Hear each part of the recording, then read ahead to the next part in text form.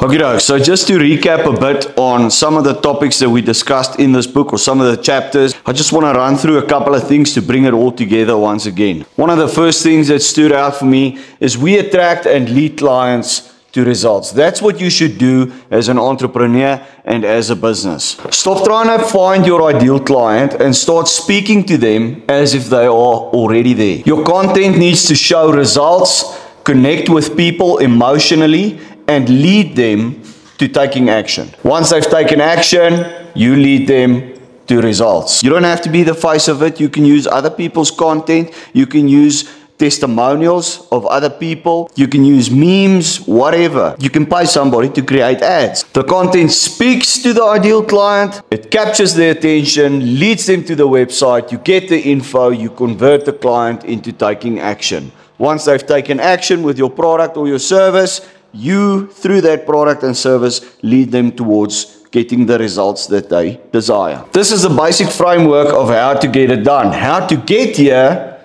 is the phases of finding your passion. We find our passion by experimenting a lot, find what sparks your interest, dive deeper into that thing until it turns into fascination. So you transform it into true fascination. And when you take fascination plus mastery, that equals passion. Third thing that stood out is the growth framework. From learning to contribution. First consume the knowledge, then you contribute by helping others, showing them how to apply it, how to dissect it, how you've applied it, and how you've managed to develop a successful recipe. Because sometimes you can have the right information, but if you apply it in the wrong way, it's not going to give you the results that you want. You consume and then you contribute by teaching and applying it. This contribution will lead to mastery and massive growth. It will also form a huge part of your story. The moment you start teaching, you will expand your mind and your leadership capability. Fourth thing that stood out for me is developing business frameworks. You create and test products and services on yourself. If you can solve a problem for yourself,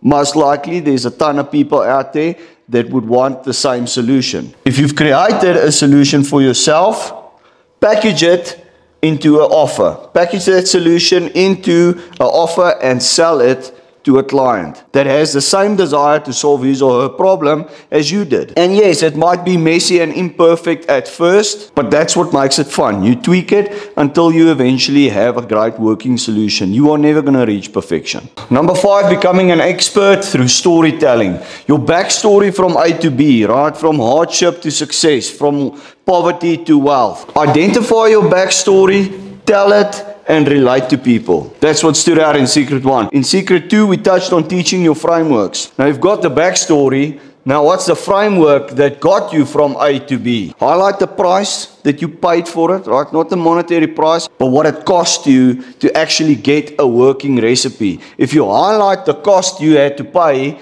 then you will also highlight the value in your frameworks or in your story. Secret 3, we touched on the 3 core markets: health, wealth, and relationships. We mentioned that it's very important to speak to one market at a time to avoid confusing people. And the next thing that stood out for me is to master the market saturation mindset. If the market is crowded, it's a good sign. It means there's opportunity. Compete by offering better convenience, experience, results, and all of that faster. We don't complain about the market saturation, we disrupt it. And the next up, we highlighted a basic 6-step simple process to build a multi-million rand business. Number 1, you become skilled. You develop mastery. We touched on how you do that through how you find your passion. We infuse passion with it, which means we need to love what we do. Teach this with a powerful backstory. And of course, you want to make it relatable. You want other people to connect, to feel, to relate with you. You identify your ideal client, know exactly who you want to speak to, and then you align your marketing message with that client. Be ultra clear and speak only to this client that you identified over here. And then lastly, one of the most powerful opportunities that most people never take up is they don't use social media. Social media is a free weapon that you can use to blow your business up in a good way. The next thing that really stood out for me is the Epiphany Bridge. This is really one of the best roadmaps I've seen so far for an entrepreneur to tell his story on social media, to offer his products or his solutions or services to people, to get buy-in from staff, to speak to an audience. There's so many areas where you can use this. Phase 1 is your backstory, why you started. Phase 2 is the journey, your challenges and your realizations. So you go through these phases in your presentation, whether it's on a webinar, whether it's on stage, you need to deliver a talk, you need to give training to your people, whatever. Even if it's just a conversation with a client, you can use this epiphany bridge. So you go from the backstory to the journey, the challenges and the realizations you had, and then you hit the new opportunity, which is the epiphany that the client will realize. Then you move on over to the framework. How did you actually do this? What's your method? How you went from A to B? And then you head on over to the transformation. What is the result of this? What did you become? And then lastly, breaking false beliefs. So when you sell products or services to clients, you are going to have to get pretty good at this. You need to identify the false beliefs that your clients have, because they are meeting resistance, right? Their subconscious mind is going to think of reasons not to take action. Think of reasons to avoid it. You need to identify those reasons, the core of where they stem from, and break those limiting beliefs. It doesn't matter what type of business you are. The good old, I don't have time, I can't afford it, I'm not qualified. Not once in my entire career has anybody asked me for my qualification. Nobody gives a shit about a qualification. Everybody wants to see the results.